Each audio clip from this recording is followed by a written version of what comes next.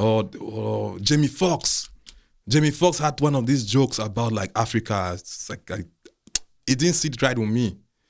Because you have to know how to say it too. Yeah, you have to know how to say it. No, but the crowd found it funny, right? But I'm like, Africans are gonna find it funny. So you went to this place to go visit that is your motherland, and you came back and all you had to say is like negative things about, like he's talking about like Africans, that he went to Africa, people have body odor. So for me, I always tell people this, like, as an artist, it's my duty to like first is that it's your duty to stand up for something. So that's one of the ways that you heal people, because some people may have stuff to say but they don't have a platform or the means because they don't know how to go about it. But if I'm ever given an opportunity to be on a stage, I feel like first I'm the voice for a group of people. So my job is not there to like attack others, but probably to like, empower someone. Maybe it could be just having a statement over something that doesn't stand right to me, or it could just be empowering people just through laughing. They're like, yo, bro, like it doesn't make me. It's like they're trying to make you feel better, right? As a black guy, when tell you I don't see color, what do you think? What do you think? Do you like, oh my God, this guy is he's a savior. He's like my white savior. I have a different routine from other comedians. Like I think my routine might be unique than the way most comedians they rather go on stage and like do it over and over and over and over again. Just perfect it. Yeah, perfect it. But me, I perfect on paper, right?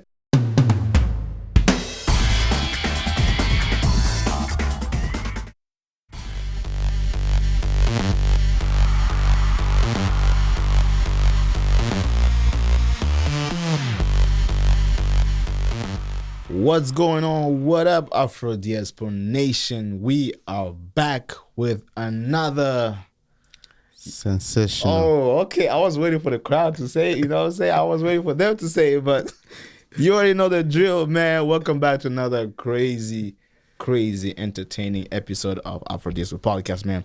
We want to encourage you guys once again, remind you guys to subscribe to Afro Diaspora channel. Keep growing the family as we continue to educate people out here on this podcast, having the leaders and the most incredible, man. So shout out to all the guests who's been up here. So continue to subscribe, continue to go to the channel, man. But you know the drill, you know what it is. We're gonna go to the hot list of the week. So Major will cover that up with us today. Major, talk to me. What's up, man? Yeah, how you doing, BK? Man, I'm good. Hot list. I'm a little tired, but I'm good. You don't look tired, BK. I don't look tired? Yeah, I see the energy. My energy is always, I gotta keep it up. That's really good, when you are tired, but you're still giving the energy, the positive one. The funny thing is, OC always tell me that whenever I'm tired, that's when I talk a lot. I don't know why he says that, but he says it anyways. Maybe it's another way of recovering yourself, right? That's good. Yeah. That's good. Maybe I should tell OC, you hear that? Maybe it's another way to recover myself. Yeah. Talk to me, Major. What's up, man? Hot list of the week. Yeah, this week we're still talking about the books. Mm-hmm. We have Heal on Your Terms. Sita Rasi. Beautiful. She's very beautiful. And then we have Master Your Mortgage. That's right. You need to look up this book on Amazon, I think. Yeah, it's on Amazon. I think both books you can get on both Amazon. of them. Yeah, I saw her on Amazon, man. Did you? Yeah, it's beautiful. Man, I was happy. The show that she gave us was obviously very, very emotional. Yeah, if you haven't checked that, please go watch the show now. It's available on our right now. YouTube channel. Yeah, it's out now. You guys can go check it out. I mean, she had some powerful message that we were just really very honored to have her on here and to just share that message with us, man. Leadership. It's all about leadership, yeah. Leader, and she's really a leader, man. Yeah, you can tell by the way she carries herself. She's really a leader. Second on the 1 week. Yeah, so this week is gonna be fully packed. Number one, I have a single coming out. Ooh. The single is called "Take It All." So Take It All. Take It All. This is the first time I'm hearing that one. Take It All. Take It All. Okay. Yeah, it's a Christian song, rock mixed. Oh wow. And I think next week I should have another song coming out again, another one. But Man. this same week, because we said it's gonna be packed, so there's gonna be one single coming from Major, your artist, and we're gonna have a music video, a collabo, Major Mugisho and Baraka, the Oh my magnificent goodness. Baraka. I think you killed it in that song. Oh man. yeah. The You song know is what? called Carried Away. It's already out. Absolutely. Yeah. The song is Carried Away, man. That's the one of the most beautiful song I've ever made. Like the way you attacked me with that song, first of all, incredible. Remember how you did it in one night? in one night. Not even in one night, actually, yeah. Because everything was completely one night. But I writing didn't it, give you space. no. You really like gave me a little spank. Do it today. Yeah. Yeah, I'm excited though. Yeah, I am excited too. The video. So, Forever is still out there. Yes. We have a secret about Forever, but I don't want to go into that realm right now. Maybe BK want to, but there's a secret. There's a surprise coming for Forever. The surprise coming, man. There's a And surprise. just shout out to everybody who's been involved in this project. But we want to keep it a secret because it's such a good project. Yeah. Savannah, OC, Major, Kyle, for just a great contribution, man. So it's gonna be a good surprise. I'm so excited about it, and we're gonna release it very soon. Jordan C's album is still out there, Jordan C album and is the popping. music video is out there. Yes. And there's another music video that we're planning to shoot. Yes. Still a secret. That album is like is popping in different kind of ways, yeah, because there's mixture of genre in there. was in there, yeah. Yeah, There was a performance he did, which is incredible, and then after that he dropped the music video for Appreciate, which is available on his channel, Jordan C Official. That music video was crazy, and then now it's planning to do another music video. So I like the way he's just carrying it up and taking, like right away, did not let it down, just keep going with it, and go with the flow. Of how the album is rocking out there. Yeah. And now the hot list. Now the hot list. The rest were not. the world was just boiling. They were just boiling. It was just like Gary Makonga. okay. We told you that we're here to promote everybody from the community. Whatever you're doing, Gary Makonga, for those who don't know Gary Makonga, you can just reach out to us for now. He is the best car dealer in town. If you want a cheap car, very good car, beautiful one, second hand used one or new, just reach out to Gary Makonga. We're gonna have him on the show so he can come and explain how he does it, because the way he explained it to me, I think it's very special. Beautiful. So I think we're gonna have to invite him on the show very soon. Man, you know what, Gary? I didn't even know about this. This surprise. This is definitely a hot It list. is hot. Because I didn't know about this one. It is Shout out to hot. Gary Makonga, man. Yeah, so please, if you want to buy a car, you want to own a car, please, this is a good time to get somebody who can help you, somebody from the community. This is not going to be about, I don't understand what they're telling me.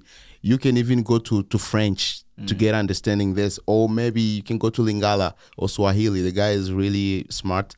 He's going to be able to explain this to you in details so you can understand what you're buying. And he's not going to be like some of those who make you buy an expensive car for no reason, right? So please, this is a good time to reach out and get your own car. Man, you heard it here. Once again, That's man, it. this is the hot list of the week.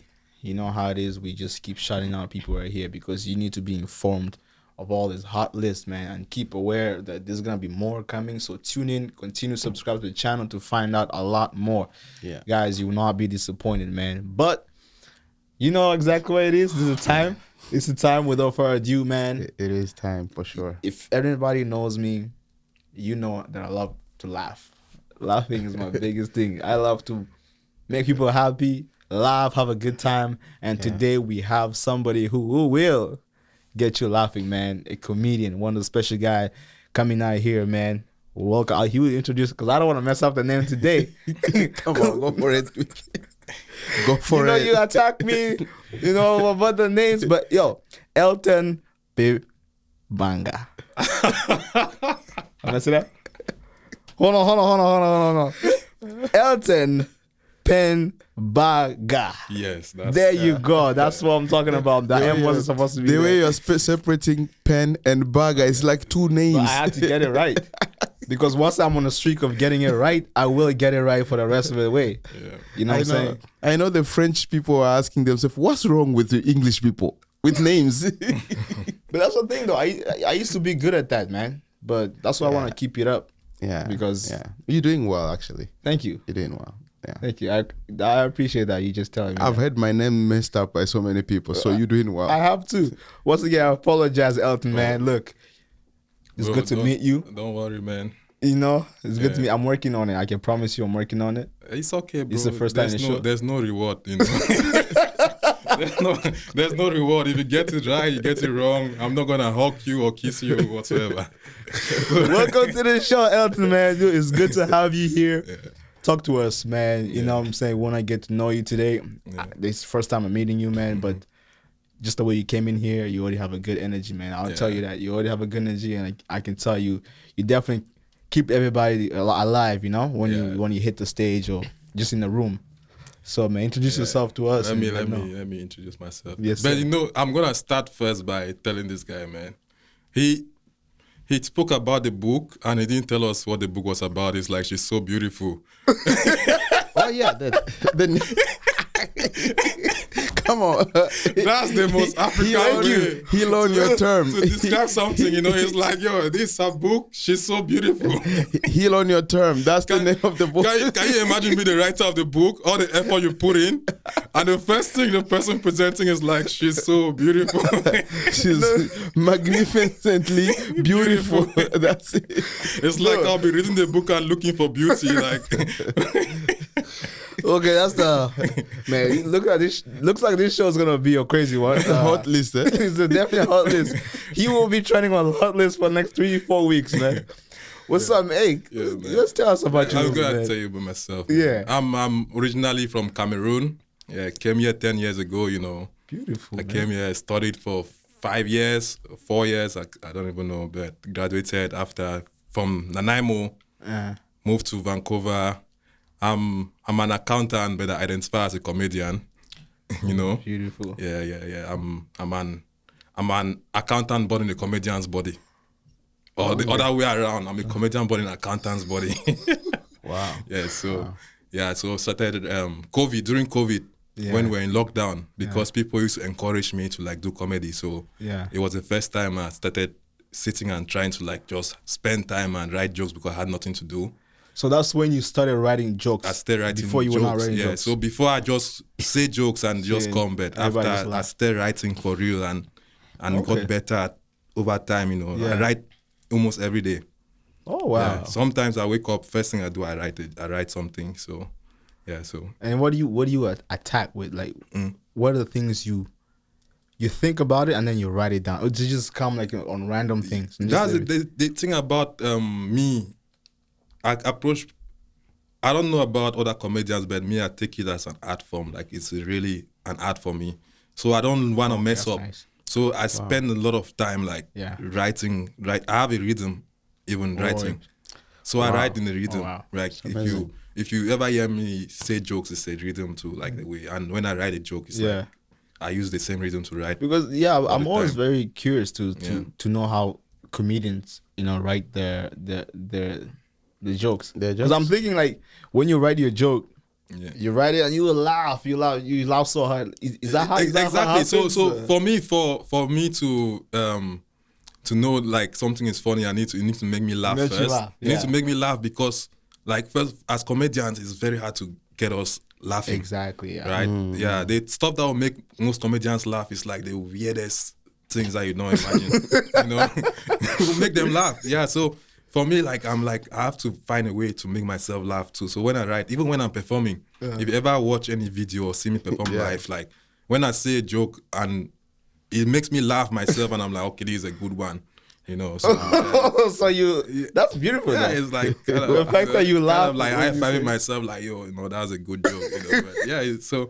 But I spend a lot of time like most people like they walk on the stage, but me I walk on the pen. Oh, wow. Yeah, so yeah, but you guys do music, so it's like I always tell people this, like comedy is like music, you know, but the Yeah. problem is that laughter for us is the beat, right? The beat, yeah, It's the beat, exactly. and if you don't time it right, then the beat is off. Oh, that's Wow. that's very true. Yeah, so that's how I approach comedy. Wow, this is very interesting. Major, what you guys say about that? No, I'm really happy, and you know, just for the very first time he heard me speaking, Yeah. he already collects something. Like it's like he has material about the book. That's a talent of the comedian. that's a They talent. do attack you right away. Yeah, They that's know really, what they're gonna. because for good comedians, like everything is comedy. You know, everything can be turned into a joke, which Yeah. is really good. I really congratulate you for that. Yeah, it's part of the craft, right? You need to be faster, like Yeah. picking Yeah. up. It comes with experience too. Like once you grow the mindset and you grow the mindset like of a comedian, it's very easy to like. I'm not gonna say it's easy because it's like it's easy for me because I'm it's the talent I have, talent, right? yeah. But like when we go somewhere, we have to pick. Last week I did a show.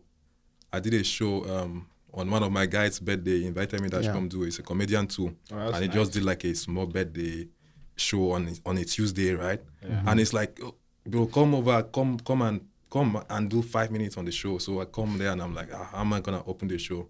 So the day before, I was talking to some of my friends at the party, and they're like, oh man, wanna come? It's been long we came for your show, and like 6 people came for the show with me, and I drive like I have an SUV, like 7-seater, so I brought all the guys from Surrey with me, right? So when I went on the show, I'm Brought like, I all want the to gang. include these guys on the show. So I started like, 200 years ago, a black guy in front of the crowd, this could have been an auction. In front of a crowd of white people, right? This could have been an auction. I used to feel so uncomfortable performing in front of a crowd of like white people, Yeah, But yeah. so I started bringing my nigga. So I brought this nigga, I brought this nigga. so you can feel So more I can like feel more comfortable, more but it was comfortable at just home. like something I thought about like right before I went on stage, and the crowd loved that, like the cracking wow. up, and like it's just like sometimes you just have to like think about something to just break the ice, Yeah. and then from there you can easily like blend in. Yeah, because like it's funny because you said like, comedy is like music because like, I always say this in every show, every episode. I'm like, when you're performing in front of people, it's like your goal now is to get everybody's attention in there. When you come to the stage, you want to get everybody's attention. you want to get everybody's So attention. you gotta have to come up with a strong opening. opening. Yeah, you need So to come up people- with a strong opening. People can Yeah. have an eye on, because some people will be like talking to each other, Exactly. whatever it is, right? Exactly. So you want to make sure you showcase that. Yeah.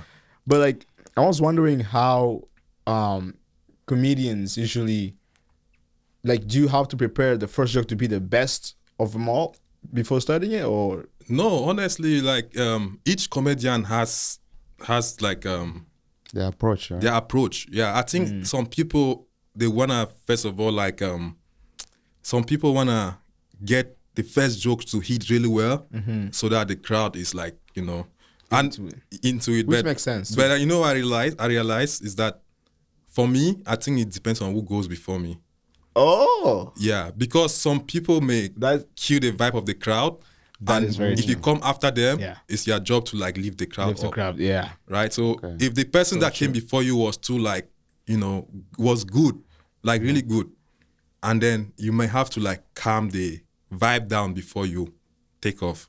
Because of if your style is like a bit chill, you may have to like, just calm the crowd down so that they can blend with you. So yeah, so for me, one of the things like when I start, I'd like to like just greet the crowd first, like, oh, how you guys doing? Yeah. Just maybe take their mind off from like whoever came doing, before me, and then like they respond, and then you can just like Yeah. then now it's like a conversation because you've heard their voices, and then when you're talking, yeah. but it all depends on also depends on the day. It depends, yeah, Depends on the exactly, day, and the mood, how the people mood, the feel. energy, the size Yeah. of the room, the stage. Exactly. Yeah, the stage. Like for me, I like going early for every show I go for, because especially if it's a venue I've never been to before, because the stage, like you want to see the size of the stage. Like I feel that. there's this room I've performed in, the stage is so close to the crowd. And Is it's that not good or high, bad? so it's good. It's very intimate. Okay. So the stage is like right here and the tables are like right here. So this small Kind of like square. talking close to them. Yeah, that's so intimate, right? And I'm tall, so I'm like, and it's a basement, so it's low, and I'm like, if I stand up, it looks intimidating because the room is also dark, and then I'm like, I'm gonna sit down. So you sit down, it's more comfortable now. Yeah. It's like you're facing the people right in front of you, and then it gets more comfortable. But sometimes just like not paying attention to the way the stage is can put you off. Yeah. Comedy. That's like, so interesting. The thing with comedy is that anything can put you off, and you only have one take, so you have to like just make sure. Exactly. Especially how the crowd reacts. Yeah. I feel like that's the most, because even when you in the audience and let's say for example one comedian comes in, he says one joke, but the joke is not good enough. The joke is not good enough. And you see everybody quiet. Everybody and you know, and that's the problem, right? The problem is that you guys as fans of comedy watching it, you're looking like, oh, he's messing up, but the comedians, some of them are so used to it that it's just another day at the office. Okay. Yeah. It's good to hear that, though. Yeah, and then there are times when you may say something and you just don't say it right the way you used to say it before, or it's your first time saying it and you didn't word it correctly, or you didn't let's say you didn't prepare the crowd for that joke, and maybe if it's something like I'm talking about like Africa, I didn't explain the context I'm talking from. They don't get it. Doesn't mean that it's not funny. I just didn't prepare them for it. And then sometimes as a comedian, you're like, okay, I need to rephrase the way I say this, and then in a way that these people will get it faster, right? That's how it is. Oh, so you usually also like to know how to attack your audience. Exactly. So, but this is what I'm telling you. The stuff I'm telling you like this is because I'm high profile. In a way, like I'm confident about because I know this was what I was born to do, right? But not every comedian necessarily has like the mindset like of knowing how to like get a crowd engaged. Some people do it every day, but they still don't get they don't pay attention to like details and all that. But it's just like in comedy, it's like details, every detail of everything. Yeah. And you know what made me to get comfortable is that when I started, I was obsessed with like laughter, because I'm used to making people laugh, and I realized like, you know what, I just need to make sense for people to be interested in what you have to say. So once you just want to make a point, people are engaged to listen to you, and because you are naturally if you do comedy, it's because you think you're naturally funny, right? So once you're trying to make a point, the way you write the jokes then it will eventually lead to like a punchline, and then you can keep the crowd engaged throughout the show. But at the same time, if you're saying something and people are trying to learn, then they continue being engaged throughout when you're talking, even if it's not funny, but they're interested in what you have to say. Just say, yeah. Like very, very interesting. This is one of the jokes I really like that I wrote, because it's very simple, but it's like I hate when white people tell me they don't see color. Like, how do you drive? Oh. Right? Every road sign has colors, right? Yeah, and then you like, it's very simple. Red light. Yeah, so but it makes sense because it's logical. Like, it's like you're being fake. Everything is colored. You're gonna be at the red light just chilling on the sky, like, waiting for the light to change, and it's never gonna change. You know?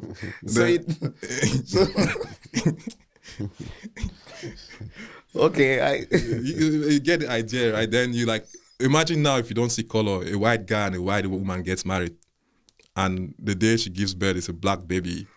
You know, is the guy gonna? So you've been in a situation where you know, somebody come tell you like, I don't see color. Or you just have the conversation, or maybe the person doesn't want to sound racist, right? But they don't see color, you know. So that's how I diagnose jokes, right? It's like you have to. But does that offend you? Does that?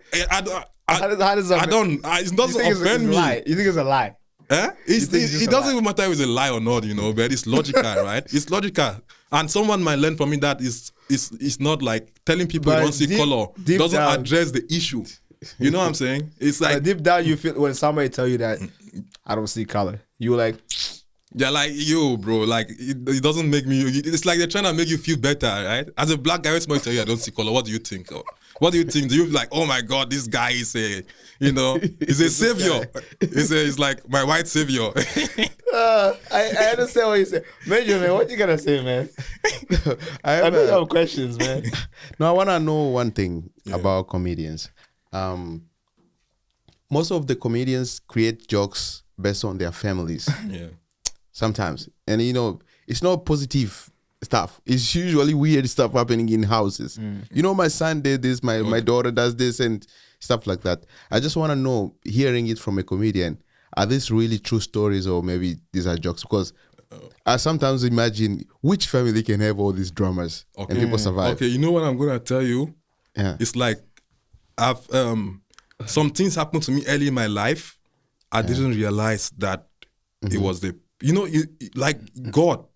Sometimes God puts stuff at a place you don't know why He put it there, but you just feel like in the future you find out why you were in that position. Some things have happened to me in my life, early in my life, and I'm like, man, at that time I was unfortunate. Maybe I cried or something, right? And then I grow up now, I'm a comedian, I'm like, oh, this was all what it was leading to, because now you have all these crazy stories to say that people don't believe. But the problem, I don't think it's that their life is that dramatic.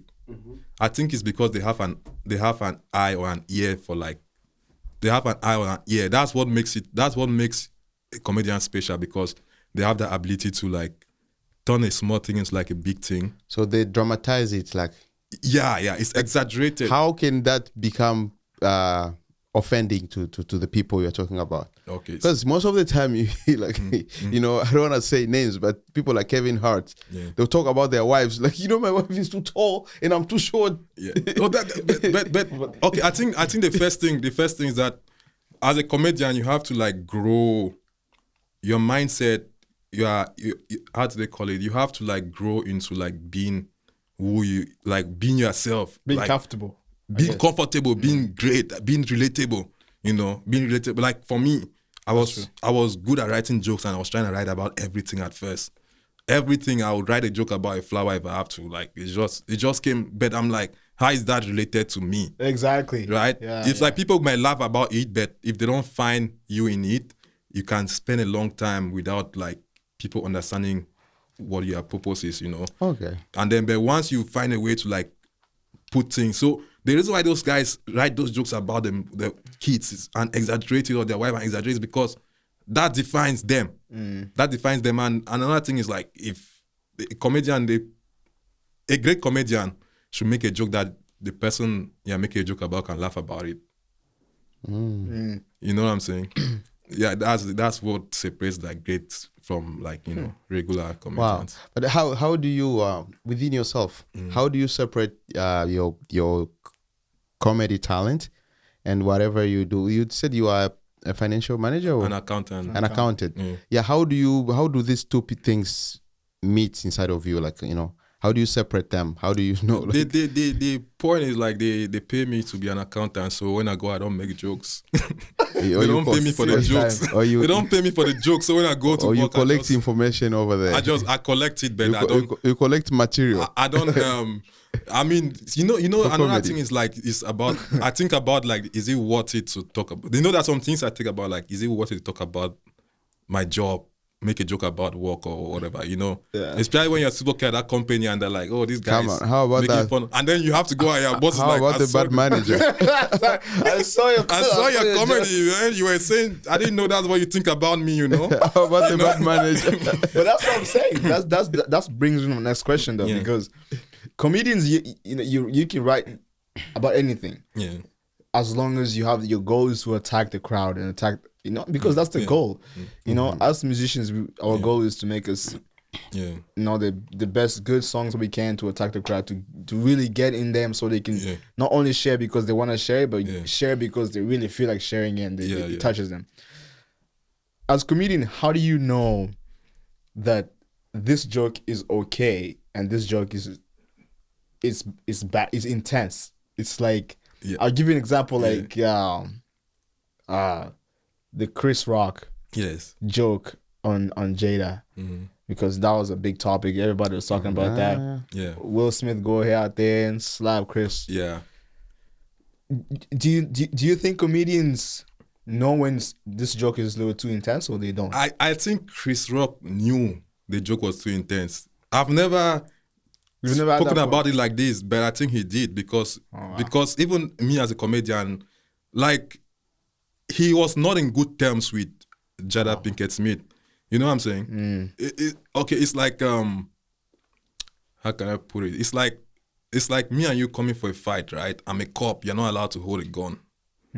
But I have a gun. You know, it's not a fair fight. Good like point. you know, she's not in good terms with him. That's So tough. one of the things about like being an artist is that you don't attack people with that. It's meant to like cheer people up, right? It's meant to uplift people. But if it's not uplifting to her, maybe it was too extra for Will Smith to slap him. But if he went after and complained on a podcast and like, oh, Chris Rock couldn't have said that joke, people will still call him sensitive anyway. So, but Wow.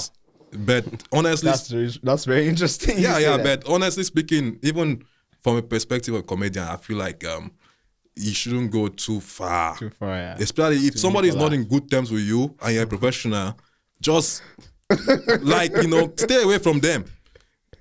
See, people don't realize that Chris Rock and Jada Pinkett Smith and Will Smith, they already had some issues with each other before that Oscars. Takes him. Wow, the fact that he went out there and said that They joke, did. that They was- did. I think before. that was really crazy. But the way he handled it after being slapped was so professional. I think before the Yeah. before that the Oscars before that one, right? I think I don't know if it's Jada or Will Smith, but I think one of them were like, "Oh, why is Chris Rock hosting? He should have boycotted the Oscars because they didn't nominate black people, all that, like kind of like saying, oh, we should be together this, but you can't tell me what to do with my life. Like, I'm trying to make money here too. This is like, I've been invited to do a gig. Why are you trying to tell? But I feel like maybe because of that one that happened before that year, it's like, okay, I'm gonna take a shot at these people now, these Oscars, because I'm gonna take a shot at this lady because she took a shot at me last year. Maybe that's how he was thinking at the time, right?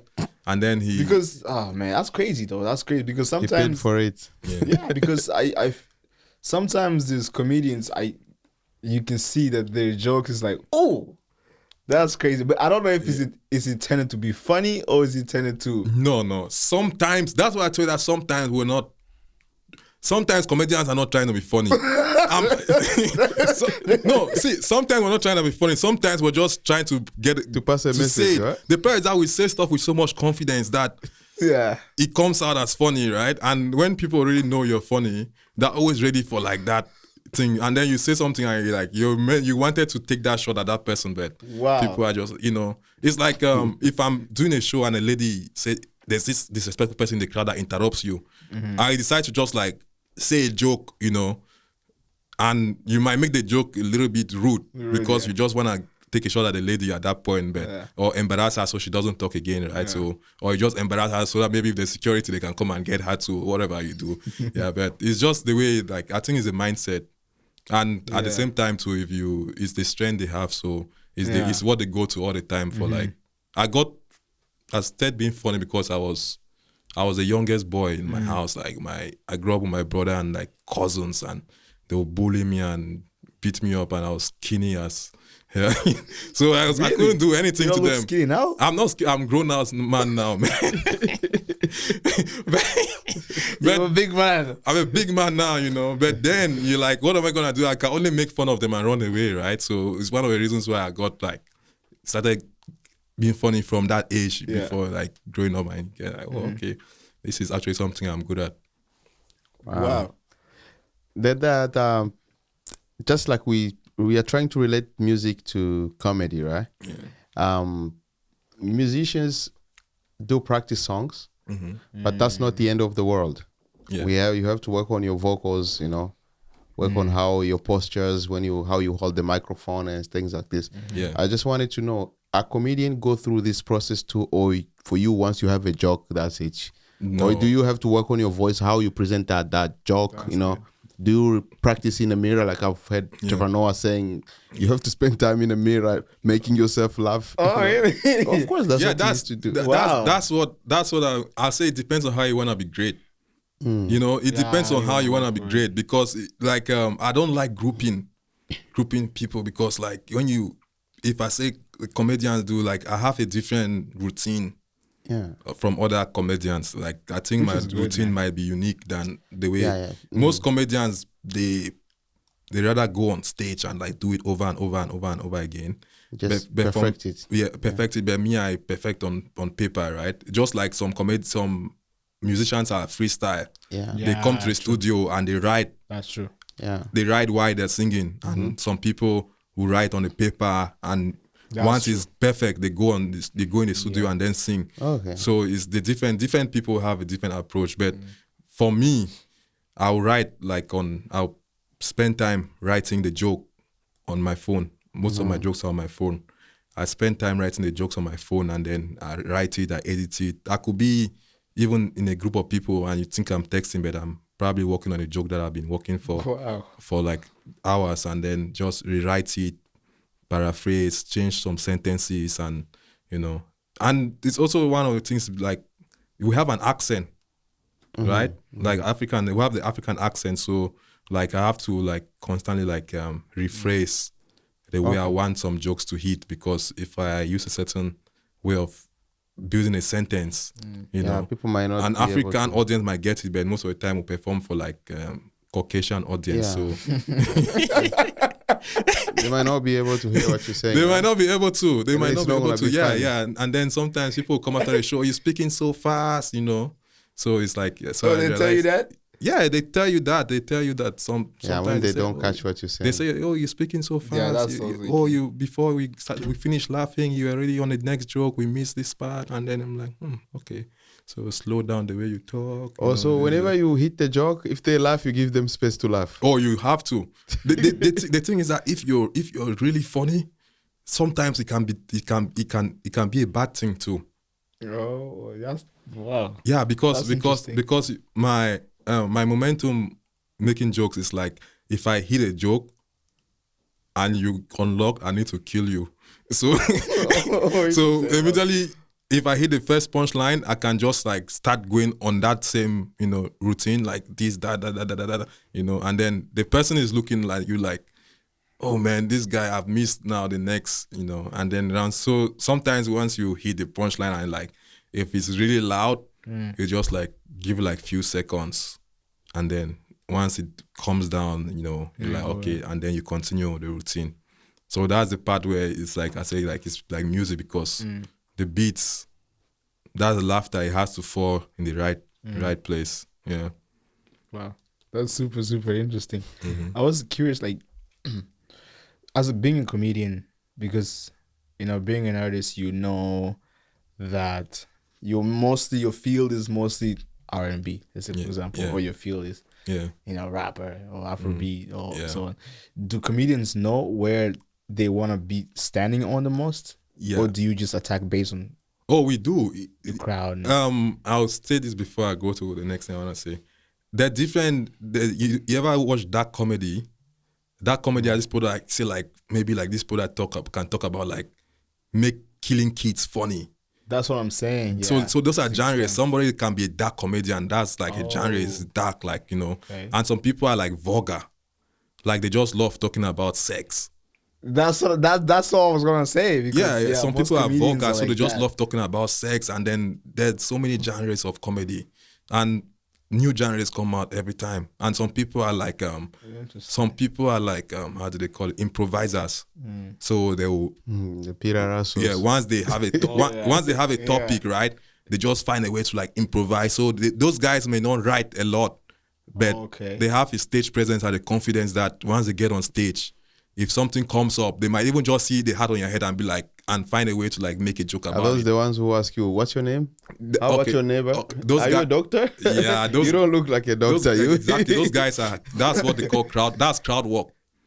So those guys specialize on crowd. So they work the crowd and they make whatever they get from the crowd funny. Oh, okay. So they can just see how someone dress, or even the way someone laugh, or the way you look, and just make fun of you. So, but the hard part about being a comedian is that is getting to a point where you have your audience, where those people that come to see you know that this is what you do, and not That's get very offended, interesting. because you can come for someone's show, the person is a headliner, but it's not your audience.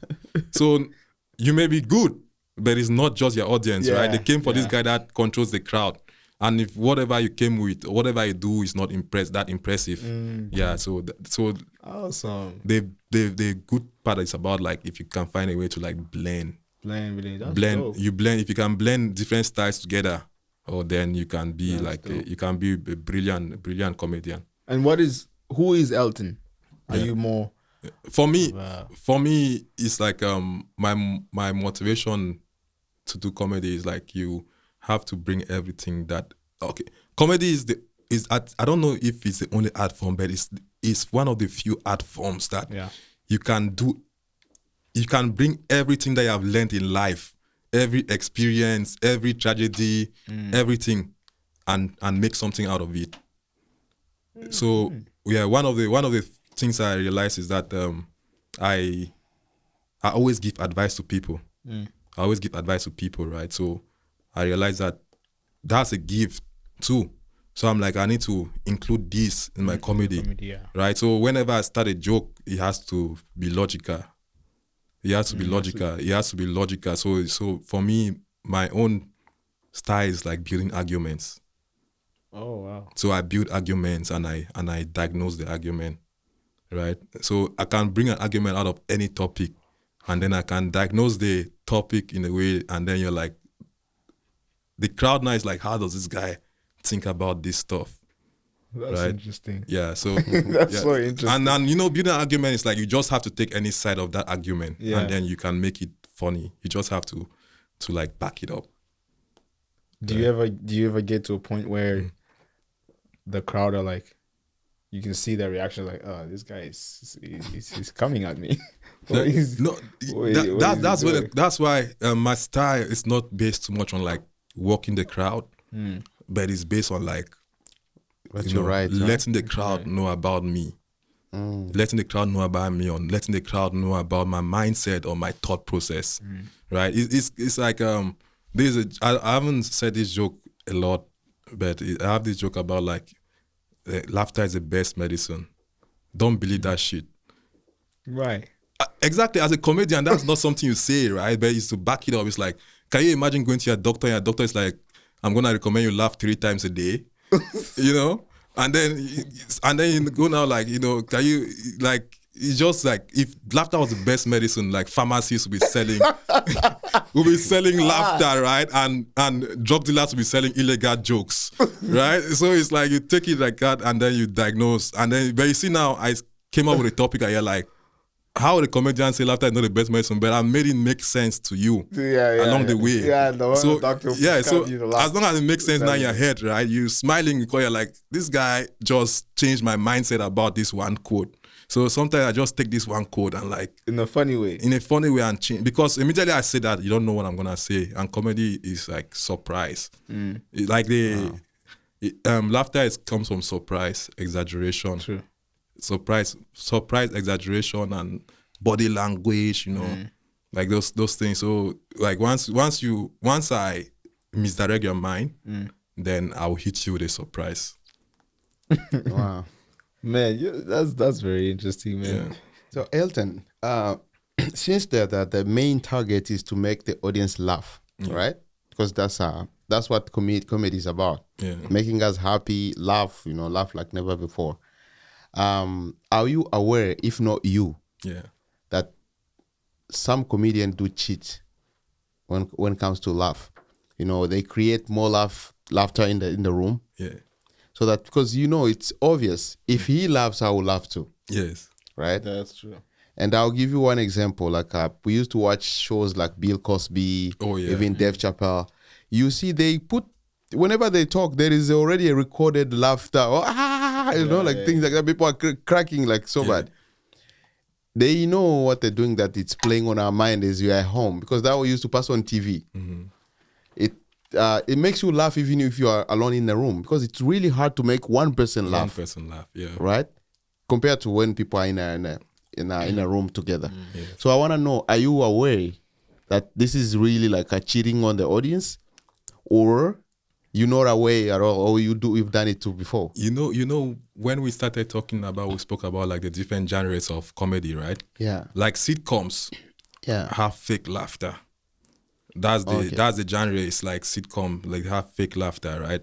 So people already watching are aware of the laughter is fake, but most stand-up comedies will not include like fake because the people will tell if it's fake laughter in the, it's called laugh tracks. Like they include the laugh track. Like as we're doing this podcast now, maybe every time I say something funny, you guys go add like fake laughter on it. People can tell when it's fake most of the time, right? Oh. Yeah, but stand-up comedy, it's based on like the rawness of, it's the rawest form of comedy. It's the rawest form of comedy. So like we do it for the adrenaline Okay. of it, right? The fact that you wanna make a joke and you watch the crowd react to it. It could be the first time you're saying the joke and you come there confidently and you're like, this joke, I have to make it work. I have to make it work. I have to make this crowd laugh, and that's when you get comfortable too. Sometimes people not laughing because I've performed in a room before where there's like 2 people, and you still have to do it. You still have to do it for the love of the craft. And if I drive to Vancouver for 30 minutes to go perform, and there's 2 people in the crowd, I'll perform for the 2 people that came to see me. True. So because you get comfortable from the uncomfortable situations, like when you're in a comfortable situation, then it's just like, then you're like just in your zone. Like at that point, nothing can stop you. Wow. Yeah. And again, since we know, like as musicians, we're always boasting ourselves, saying like, without music, the world would be like a mess, like a boring place and stuff like that. How do you put comedy? Without comedy in this world, do you think we would have just be happy, like, No. survive? No, the world cannot survive without humor and music. Yeah. Yeah, I don't think the world can survive without humor and music because everybody has a sense of humor, right? Cool. I think the world can even survive without, the world can probably survive without music, but I don't think they can survive without humor. Because think about it. Think about it. Everybody has it in them to like make jokes. Everybody has it in them. Like everybody makes jokes, but not everybody tries to sing. Everybody, like whether they can speak or not, you've probably done a joke in your life. You've probably tried to make somebody laugh one way or another. Like, like think about if you've ever seen special needs people, like they don't even have like their brain is not fully functional, but they find a way to make people laugh still, right? Because it's naturally in us to be like, so I don't think the world can survive without comedy. Okay. Yeah. And therefore, what are the advantage do you think you would give to comedy to like on our health? Like you as a comedian, how much do you think you can heal? Like, because we as musicians, I can tell you how much I can heal somebody. Yeah. Just by them listening to a song that I'm singing, So- if the song touches them. So for me, I always tell people this, like as an artist, it's my duty to like first is that it's your duty to stand up for something. So that's one of the ways that you heal people, because some people may have stuff to say but they don't have a platform or the means because they don't know how to go about it. But if I'm ever given an opportunity to be on a stage, I feel like first I'm the voice for a group of people. So my job is not there to like attack others, but probably to like, empower someone, maybe it could be just having a statement over something that doesn't stand right to me, or it could just be empowering people just through laughing. Yeah. But it's also what I told you about, like, I love, my comedy is based on logic, so I just like build the arguments, and most of the jokes I write are like just circulating around. Like there's this joke I'm working on now. Okay. I'm working Come on now. It's about Bring it out. us Africans, man. Nobody talks to us about therapy. I've never seen a therapist in Cameroon in my life growing up You've there. never done therapy? I've never seen a therapist. I've never done therapy even. Cameroon will come after you. Come on, man. What about all the therapists in like Cameroon, man? Like, hey. I've never heard of a therapist in Cameroon. That's the truth. But we got ritual doctors. You guys have therapists in Congo. No, we have ritual. You know those babalao, native doctors. we have those ones. You have native doctors. They do therapy. Exactly. But that's a topic that you don't think about every day that people can address, right? But as an African community, being here, you've seen how therapy can save people from, you know, if you are broken if you are broken in Africa, you tell somebody, they will tell you are just broke. They're like, yo, you're not. There's nothing wrong with you. You're just broke. You're lazy. You need money. That's what you need. You don't need anything, right? I want to stand for Africans. There is therapists in Africa. I've seen them in my eyes. Therapists? Yes. The only therapist in Africa is God. It's God. It's only God. Like, if you don't go to church, ain't no therapy for you. No, in South Africa, there are therapists. No, man, there's gotta be. No, in South Africa, I was broke in South Africa, right? And I used to go for therapy. That's South Africa. South Africa has white people, man. There have to be therapists there because white people take therapy serious. In Cameroon, we don't have white people. It's not us. You see, it's from Congo. It's from Congo. There's a quote from Elton today. You know, Congo. He went all the way to South Africa for therapy. So he's supporting the point. No, I was living. He almost left Africa just for therapy. Bro. Yo, listen. Because, you know, a problem is a problem, man. Africans go through crazy problems, you know? Yeah. And I feel like the therapy in Africa is just your neighbor. That's a quote for me. Osiga, I'll put that in there. That's your neighbor can be a therapist. Yeah, like whenever you go through a hard time, yes. Africans are very unite in a way. Like your neighbor can you somebody close to you. You wake up in the morning, you're saying hi to them. Yeah, you know. Somebody close, you just say. So when you're going through something crazy and you go talk to somebody, they will try to help you as much as they can. So I feel like that's the part of. So professionally, you don't need that much therapists in Africa. Exactly. You got one another. But so you see the essence of me talking about making jokes about things like that, right? Yeah. Somebody might look at it, this person is making fun of therapy or making fun of Africans. That's somebody who doesn't think, but people who... So sometimes we do joke for people that are intellectual and then they will get what you're trying to say. But now you open the topic for discussion. You're talking about it now. You have an opinion about that topic. Right? Even if it's contradicting what I'm saying. Yeah. But it's something that... But you still make it... It's something that needs to be brought up, right? So it's like you bring a topic up. Everything you say about that topic might be bullshit sometimes. I like that because that's how you actually mentioned the beginning too of the show. You were like... You can make an argument, but also have a little side of it that you make a joke out of it. Yes. That's really good. Exactly. That you actually do that. So it's every... It's just a strategy I do. Like you know, every joke needs to have like a topic of discussion for me. Do you go dive more into African politics and make a joke? I'm not a political person because politics is just a world on its own, and I don't feel like I should be. It's not my world. You know, I'll talk about it. You run away from it. I'm running away from it. Why are you running away from why Elton running away from that? Because if you're making a comedy, you're making sense out of it. People actually pick up something from him, like this guy he's funny, but he's actually making sense. Because the problem is that I don't like to pick sides from people I don't know. If I'm talking about my father, right, I can say things about this guy and know about him. When people go to argue about Donald Trump and Joe Biden, you know, you're just arguing about two public figures. You don't know, you know, you end up picking a side, but do you know what goes on?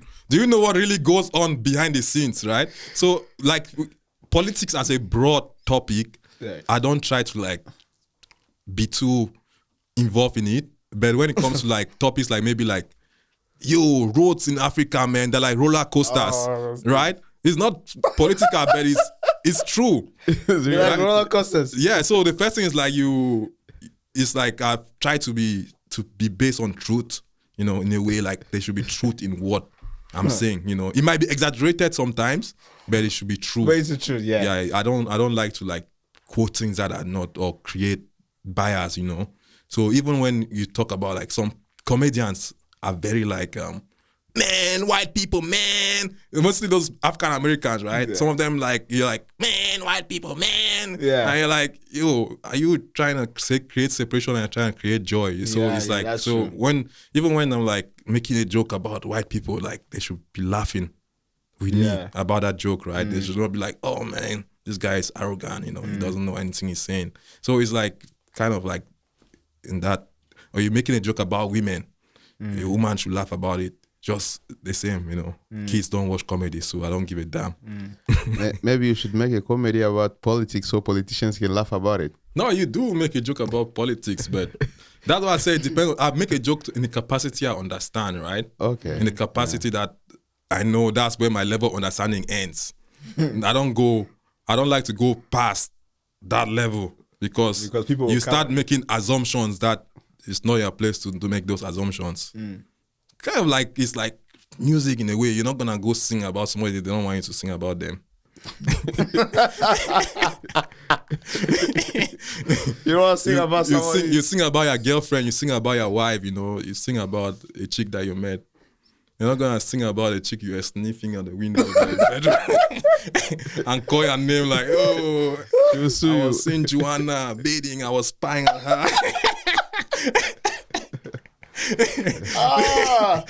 Come on, Elton. Come on, man. Come on. You got a point though. You have a really good point. But like, what do you because some comedians, I've come across some comedians where they use African way of living or accent to make it part of a comedy. Do you believe that that's something that's just organically have to be like Africans are?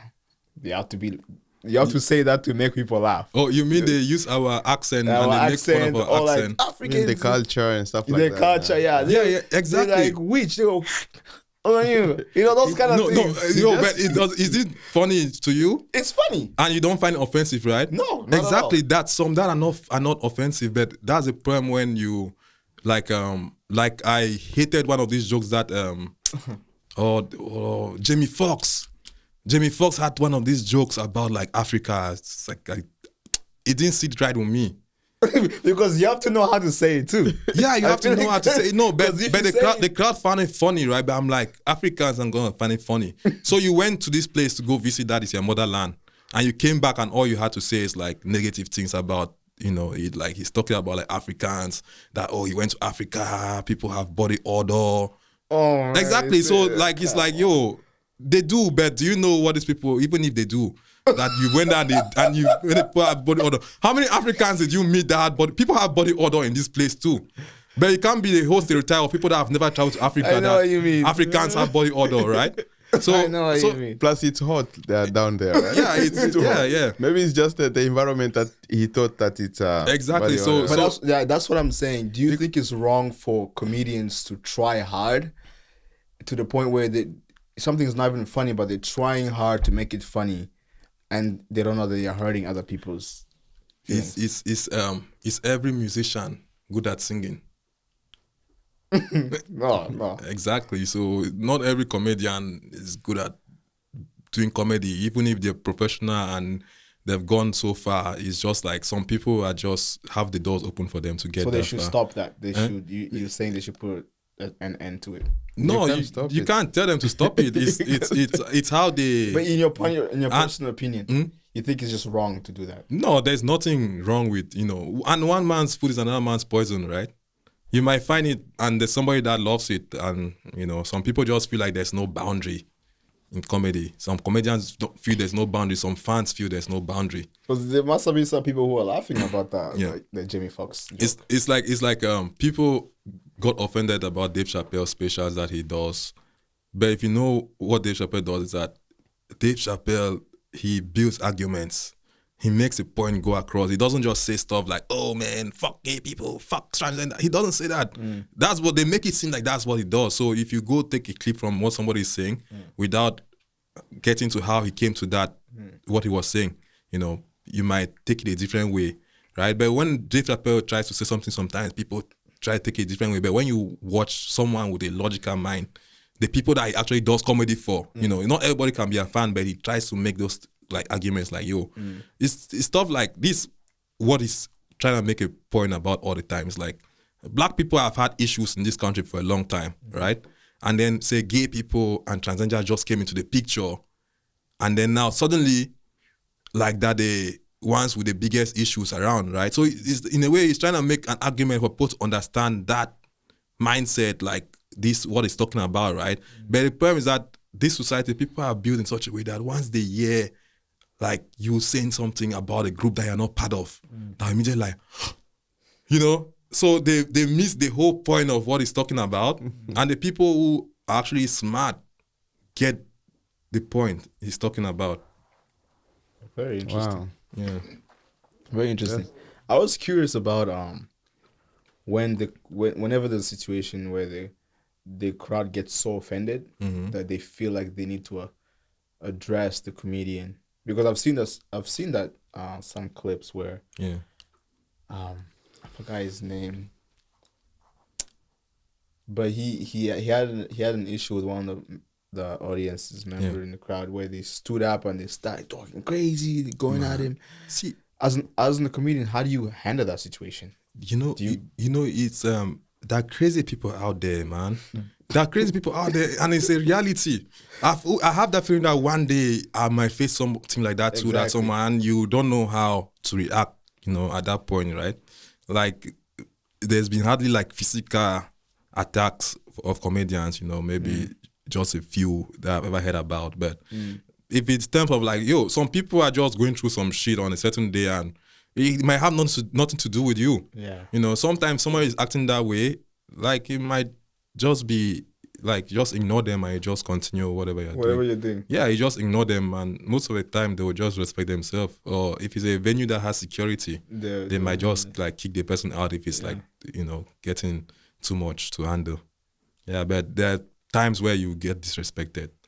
And it's also sometimes when a comedian puts himself in a situation to get disrespected, like maybe if you suck at what you're doing that day and you didn't come prepared and you're trying to like, you know, maybe get something from the audience and end up offending somebody, right?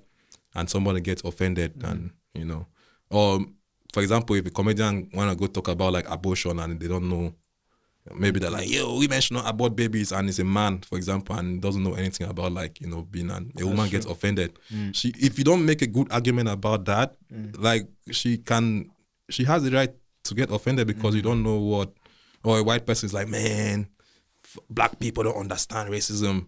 You know, it's kind of like, as a black guy, if you're in the crowd, how you feel? Like, you know, you might not react, but you'll be like, fuck this guy, man. Like, what do you understand about being black? so most of the time, the things we do is that relatability. First, you have to relate to you. Unless you're extremely, if it doesn't relate to you and you're trying to talk about it, you have to be extremely, like, smart about it. Yeah. Do you prepare yourself if that situation ever happens? Are you ready for it? Or I've been practicing boxing, you know. Just in case. I'm joking. So someone come on stage. No, you can't. I think my preparation is for me is like being ready, like being ready to go on stage and just deliver. Like I'm ready right now. Like if somebody says like a show tomorrow, I'm not gonna go now and start like, let me go right. I'll just go to my phone and like look for, if they said 10 minutes, I'm like going to like just put 10 minutes of material together from what I've written before and probably just like find a way how I'm gonna go through to remember everything. That's like, it's just preparation sometimes is what helps me. But, absolutely. I feel like even for musicians, same thing. Preparation is just usually it's key, you know. I'm not at that level yet where, you know, I'm like, oh man, I'm this far, but I'm like, the day someone comes knocking and like, how much stuff do you have? I'm like, 1 hour is ready. You know what I'm saying? Yeah. And for me, is that I have so much stuff to pull from. Sometimes I feel bad for like people that have not been in the world. You know, like someone was born here. For example, they've never traveled out of Canada. They've never been out of Vancouver even. You'd be surprised how many people have passports. I don't think up to 40% of Canadians have a passport even. Right? So you look at it like, those people, they don't have much stuff to relate to. So when they come and try and talk about stuff, like it's stuff that most people, responsible people, don't relate to. Like if somebody's come and talk about like, oh man, I used to be so high on coke. Immediately, if you don't do cocaine, so already put you off from that joke, right? Now you're like, okay, I don't know about drugs, but it's not my thing. So you're like, okay, this person lost you. But for me, I came from Africa. I came as an international student. That's really like, you know, I have a lot of material growing up in Africa that people they have their ears open to just listen to that because they're interested to find out like where is this guy from. And then I'm married too. Now with 2 kids. Like the kids alone is like a lot of material. Then you can talk about. You're married? Yeah. Okay. You can talk about like your wife. You can talk about those kids. So it's like there's so many angles that can go with without offending people. So once you find those angles, like you see Kevin Hart for a long time, he just spoke about his family. He just kept speaking about his family. Yeah. So you just find the stuff that you pull motivation from. That somebody cannot come and be like, oh, don't talk about your kid that way. It's like, I'm like, yo, I made that nigga, man. Came from inside me. I want to know, for you as a comedian, how do you get booked? How do you, if we can, make it educational for some other comedians who are still coming. Do you have booking agent or Okay, so yes, you can have an agent, but I don't have an agent yet. Okay. I don't have an agent yet. But once you can look for an agent, there are some agents around. Cool. You can get into an agency and they'll find you gigs and they'll find. How do you get gigs then yourself? Most of the time, like just your friends. No, the friends will not help you when it comes to art. I'm gonna have friends help you with music. You see, when it comes to art, like forget about friends. Friends will support you to bring they'll hold your hand to cross the road. Then from there you have to walk all the way, right? So that's how it. Like my friends, they come for my shows once in a while, but like I don't rely on them. That these people need to make me to perform, or like I don't depend on. So the first thing I realized is like, yo, this thing is your journey on your own. You don't depend on your wife, don't depend on your kids, don't depend on your friends. It's your journey, It's your journey. So like when I go for a show, like nobody knows what I'm gonna talk about. Okay. Even my wife don't know what I'm gonna talk about. It could be about her, it could be about anything. They don't know because so if like, you tell her if it's about her. Yeah, I'm like this is like, the only thing that makes it our journey together is because like we have kids together and the sacrifice of me going out.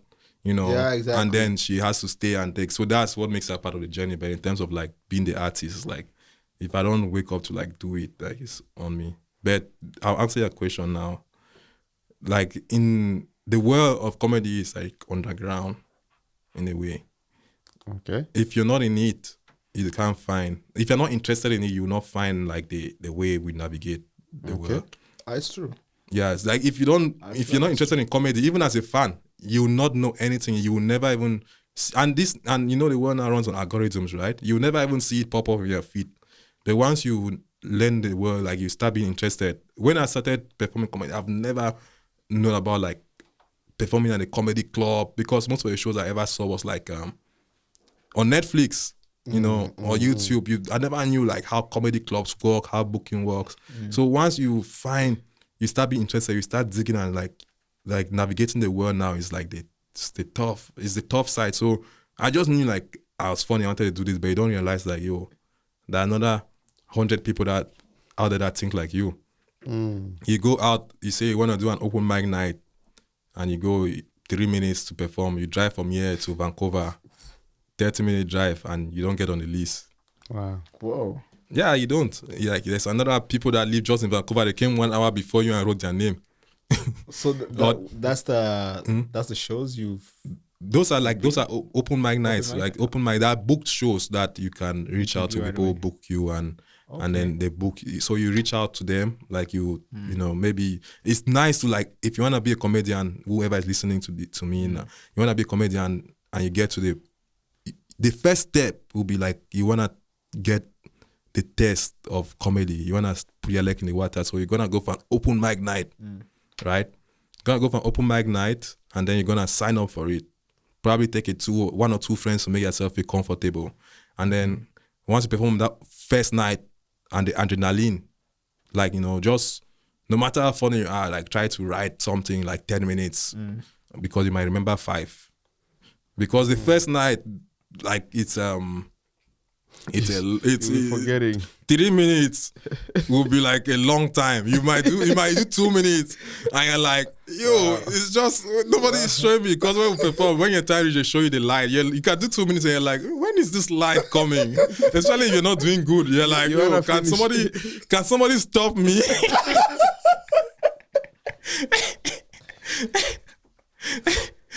man. I never knew you guys. Sometimes you crave for somebody to stop you. Sometimes, trust me, there are times where you're like, you see, there are times when Like, it's like somebody leave the house, like, I'm is not not gonna laugh working. today. No matter what you say, forget. Or they don't just, or maybe it's something about you, they don't just like it. Immediately you step on that That's stage. true. That could be true. Too. Yeah, something about you, they don't just like it. And that's why sometimes you realize like some things are out of your control. So you come there and you're like performing and somebody's just looking at you like this, sitting right in front of you and looking, and that alone, you may have been prepared and you're like, damn, can somebody get this lady from me? So they're thinking about so many things, right? They're thinking, you don't know, they might even find it funny, but they don't just know how to laugh. Some people don't know how to laugh. Some people will laugh inside, you know? And you're like, yo, can you just smile or something? Like, show you came for a show. Or maybe the person may not be a fan of comedy and somebody else brought them out, right? We did a show one time. This, I don't know where she was from, but I think she looked Asian. She came, the guy brought her on a first date.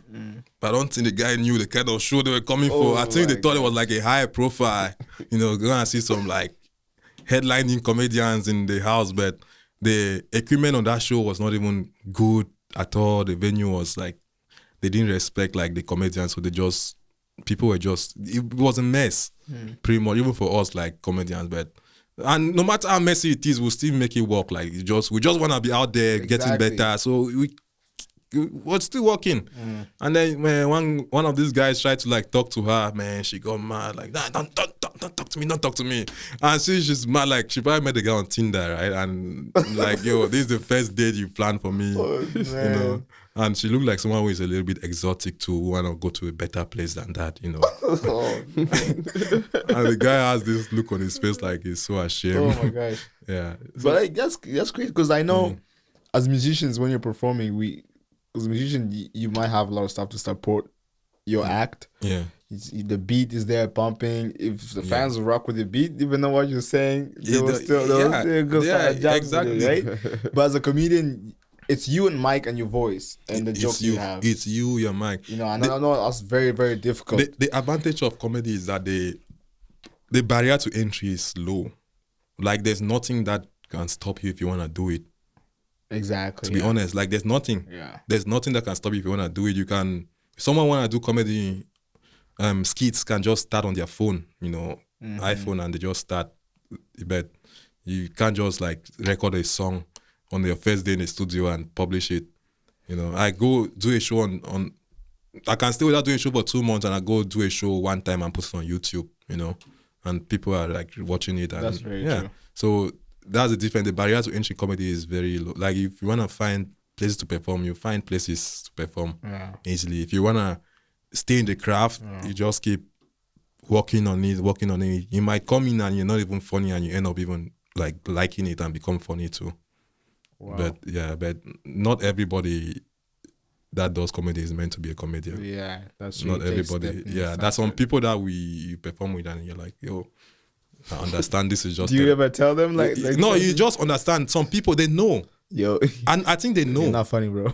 They know. They do not go far in it, but they do it for therapy. It could be therapy. It could be therapy because it's therapy because you think about it, right? You come, you talk about your problems, you talk about your trauma, like even people are not laughing. My mom was not shit, man. She used to leave me and do drugs. It's like kind of like some people just talking about it makes them feel better, so they just come and do it all the time. That's so true, but they don't get better like that, They don't get better. So and then you come here, somebody does the same joke like that is too much. You can see this person do a joke like today, in 2 months' time, they're still doing the same joke, exact same way. And the joke is not still funny. And they've not added anything, they've not removed anything from it. And they just feel like one day it will be funny. Yeah, but that's the thing though. Do you as a comedian, do you have to switch up every single time you go to a show, or you can repeat your jokes? No, or you can. See, actually, switching up is not advisable because you don't like you need to work on a joke until it's perfect. Okay. So, like some people work on the joke, you work on the joke, and to memorize the joke too. To memorize that joke, you need to work on it several times, right? Once you say it several times, and then it's perfect. Then you can maybe keep it aside and work on another one. And then when you have enough material that you've worked on and you think is ready, maybe like a solid 30-minute material.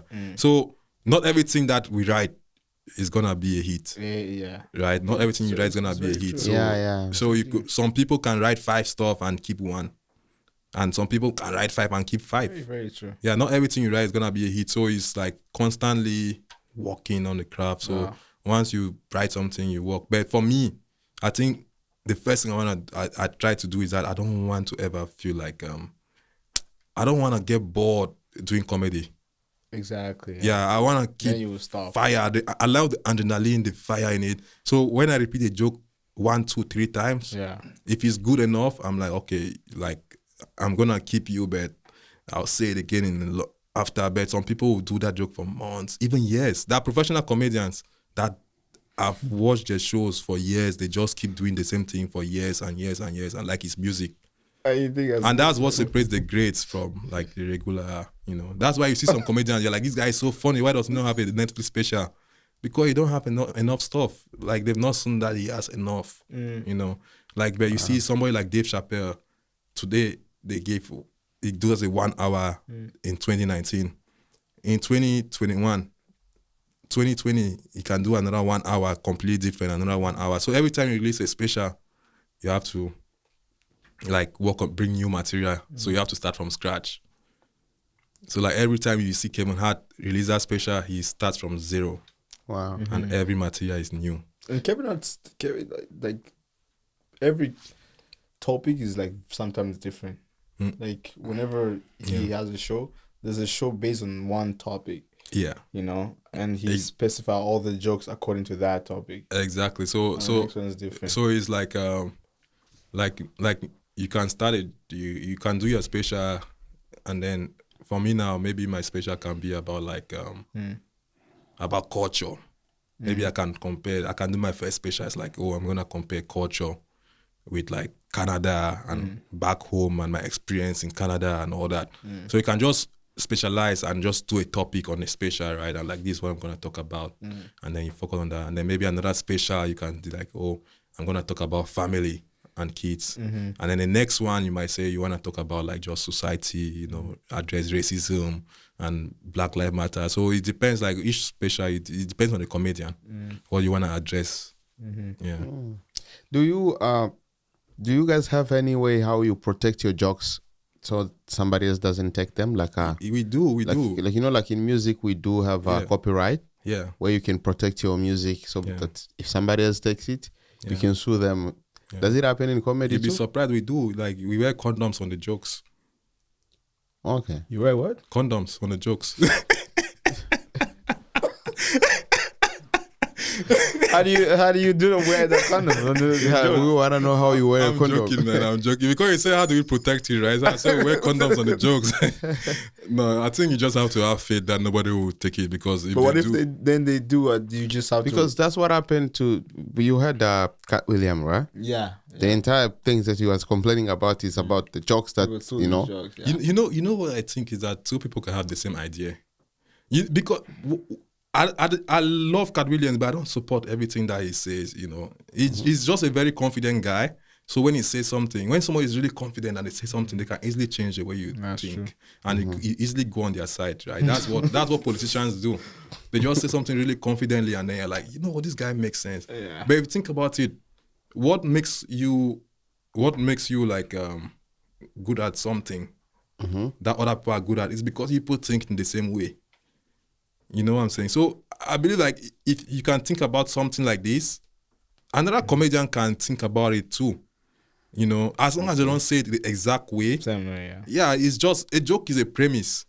Okay. A joke is a premise, right? And if somebody sees a premise I did and try to build on the premise too, and build on the premise, but doesn't do exactly the same thing, I think I'm more inspired than, you know, I think I'll be more inspired like, yo, this guy actually admired this thing. He didn't copy. He didn't copy it, you know, but he was motivated to address it, and that's one of the things that comes from, like I say, like when you also having a mindset where you're trying to like educate people.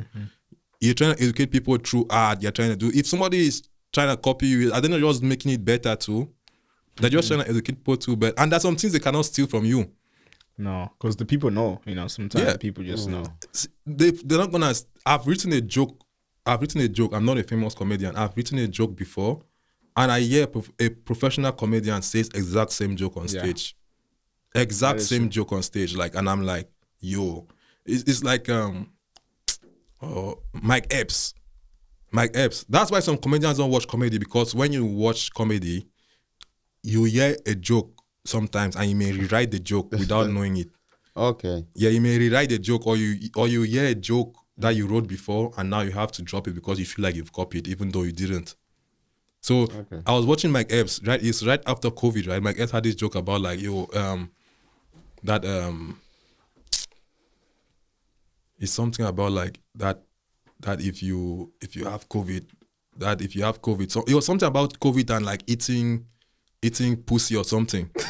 That if you had COVID, you have to go eat, like that. The first thing you try to eat, I don't know if you said you wanted to eat ass or eat. And I had a similar joke written about that. I don't know if my own was just like, and I'm like, okay, now I have to drop this joke. Then And I never said it again. Then you're gonna get COVID? No, that the first thing when he got COVID, right? You go home and but something about like tasting ass or whatever, like you don't get the taste. If you don't get the taste, then you have COVID, right? Something like that. I don't really remember what it is, but I was just like, but it's just what it is. Sometimes it's a compliment because you realize that, this guy is this far, making millions doing this, and we have the same mindset to write this thing. Yeah. It's a compliment sometimes, For you, is it a compliment, or do you feel it's more like you? Maybe that's different, because I know some producers who they've made some beats, they post it online, and then some big influencer steals the joke. Exactly. Steals the rhythm of the beat. Now they can't do anything about it. That's the difference, right? Us, we don't do beats. What are they gonna steal after? They can steal the joke. They can steal the joke even. But as long as you steal the joke, that's why we don't copyright jokes too. Because what if you write a perfect joke and then it's your original joke? Plagiarism, right? Plagiarism. Plagiarism. Like plagiarism, if you write similar things, but you didn't steal it, it's still yours. But the truth about stealing beats is that nobody's gonna make a similar beat perfectly. It's for sure it's stolen. But exactly. Yeah, but it's easy. It's easy to write similar jokes because comedians write jokes about the same topic. Like if you want to talk about like gender identity, every comedian now has a joke about gender identity because it's what in fashion, like it's what everybody talks about now. Like I have a joke about gender identity. Another comedian cannot come and be like, oh man, I have a joke about gender identity. You don't have to talk. So it's all about like, it's the premise. It depends on how you build on that premise and how you fit it with your style. I want to know, as a comedian, when you're approaching a joke and it's gonna be like come out like a harsh kind of joke, especially to different communities,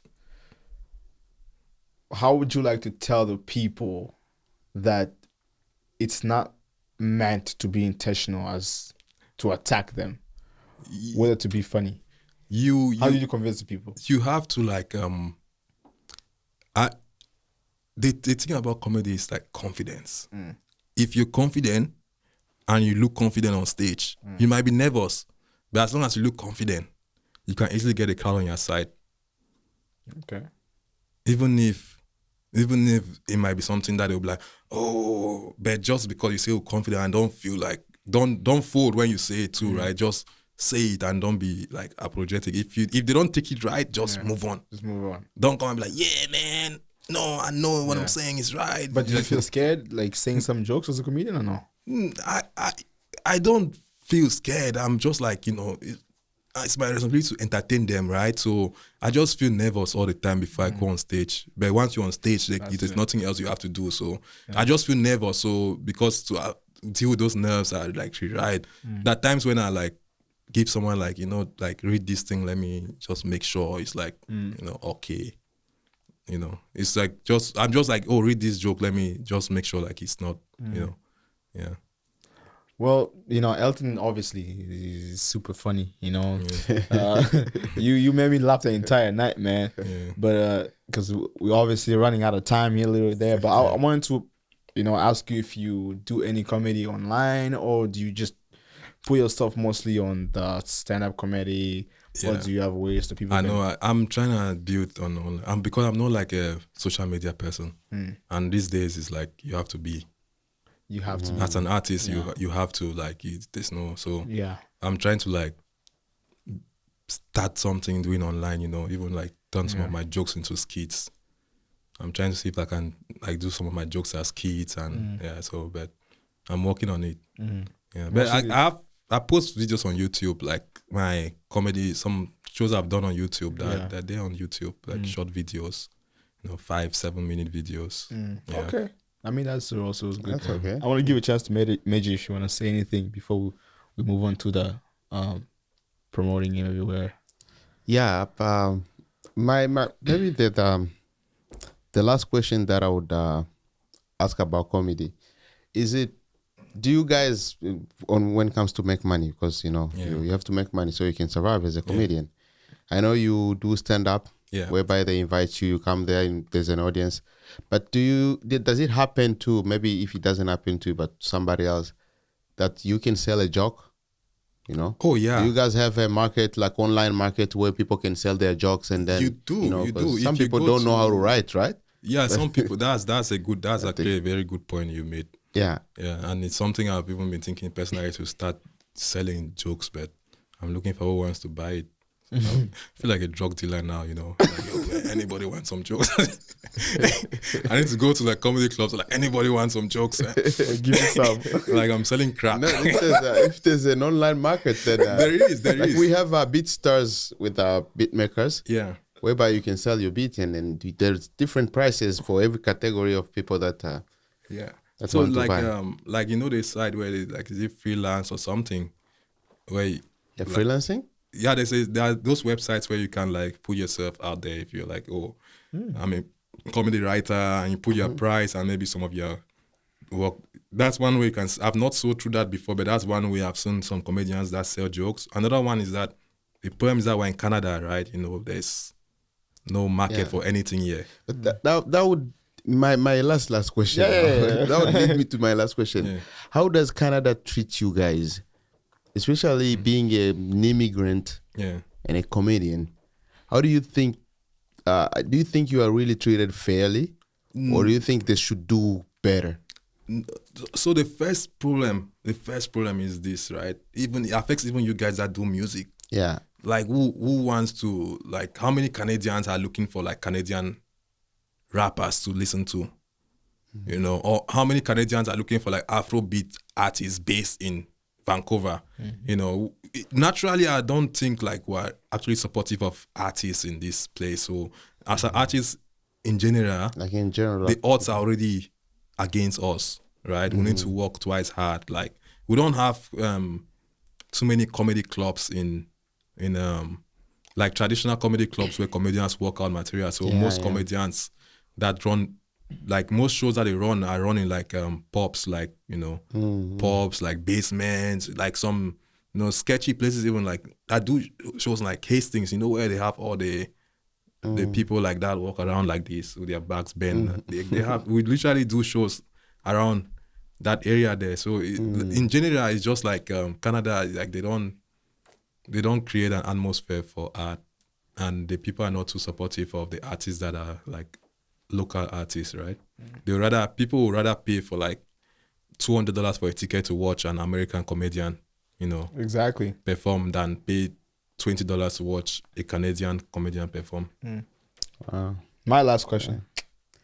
Yeah, I'm done. Okay, just my last question, bro. Before we come on, do you think it's difficult to be able to make your jokes, you know, nowadays, because of how so many things have changed? No. Honestly, I have a completely opposite view of that. I feel like nowadays it separates like the people that are really good at it from like people that are bullies, right? Yeah. It's like, so because now the culture is like, yo, you can't just say, like, you need to know that something is really funny for people to laugh to say it. You don't just come and just say things because you just feel like you can say it, right? Yeah. You realize that if the world is not progressing, we will not be where we are now. Imagine the days where people used to make fun of black people. Exactly. You know, I mean, those days where like they had black people as slaves, and these guys, their comedy act were based on making fun of us, like they were already slaves. And their comedy act is based on making fun of black people, and people found that funny. So if we did not progress from those times to where we are now, like these same people that are like, oh man, cancel culture is not, the same people that will be getting offended. You know, it's just that everybody feels like something is funny until it's about them, right? Yeah. And they're like, oh man, you're making fun of like gay people. If a gay person will laugh, but they don't want you to make fun of gay people. And so when you want to write a joke about something now, you have to just be smart. Like you have to make sure you really know what a joke is about and not just say whatever because like you feel comfortable saying it. So what topic is the hardest for you to approach as a comedian? The hardest topic to approach is any topic that doesn't relate to you. Any topic that you're not part of. Like if I wanted to write a joke about being like gay or transgender, it's hard. I'll write it, but it's tough. But is it hard to say it? The fun part is when you pull it off. Right? Because we're closing, I'll say this one now, right? Like I wrote the joke, right? I said it before when the show started, but you guys did not pick it up that it was a joke I had written down before. It's like the joke I said like, oh, I'm a comedian born in an accountant's body, right? But the joke continues. Most of the jokes is just the introduction of the joke, but the joke builds up. It's like, yo, I don't understand why, like all over the world now, like people, there's war going on, but Canadians, the only war that we have now in Canada is about like gender. And that when you call someone like they get offended, like, no, I identify as confused. You know, my pronoun is they and them. And then I go like, there's this time I went to a restaurant and they're like, oh, what's your gender pronoun? And I'm like, I'm African. Of course, I identify as starving. My pronoun is I'm hungry. And then, You're hungry African. And then they asked me like, yo, so hungry, who do you come with? I'm like, I came with my friend. They identify as a ghost. Their pronoun is appear and disappear. So you see, it's a joke about identity, right? Yeah. But it has nothing to do that can offend someone that identifies as something. Twisted different way. It's twisted, right? yeah. So it's that way. It's hard, but it's possible. Yeah. Without offending anybody still. Yeah. So most comedians should approach it like that in a way. They should, but writing is a skill that I'm blessed with it. That's the difference. That's a good thing. Yeah, I'm blessed with writing, so I can't be like, oh, comedians. It's like, they can't approach things from the way I do. Yeah, it's like everybody's unique. Some people approach things, and I'm like, man, I wish I can approach. You know what's crazy? I went for a show one time with my wife. I haven't gone for too many shows with her, and she saw this comedian perform. She's like, why don't you perform like that?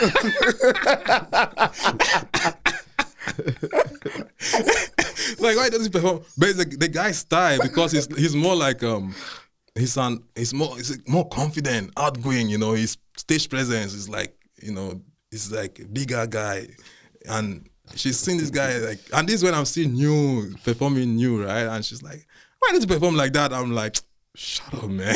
She tell you that? No, in my mind, I'm like, man, how you gonna come to watch me perform and you're complimenting another nigga, And yeah.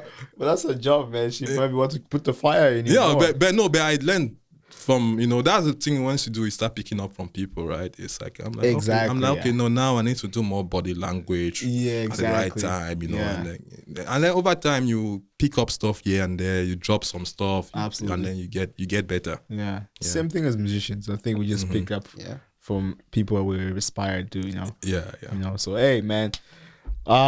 Man, this has been a great show. That was really great. Definitely made me laugh, man. Elton. We should do this again. Definitely, man. And just the talent that you have, man, and just the charisma you have. You have huge motivation. So my advice to you is to definitely keep going, man. Keep going for it. Thank you. And thank maybe you. create a lot more online stuff. It's good that we have you here so you can promote yourself a lot more too. Yeah, Because true. people want to get to know you, man. Want to see your craft Yeah, and I stuff. think we will need a part 2 for this. Oh, we one. need man, Because we need jokes too in here, man. bro. We got If to you want a spill host, some. if you need a host, and I live like right here, and Monday is the day where we don't do too many shows because Oh, yeah. like right after many people go for shows on the weekend. Yeah. Wow. So Monday, like most places, the shows are like not too like interesting to Okay, performers. yeah, So comedians will mostly start like Tuesday to like maybe Saturday and sometimes Sunday.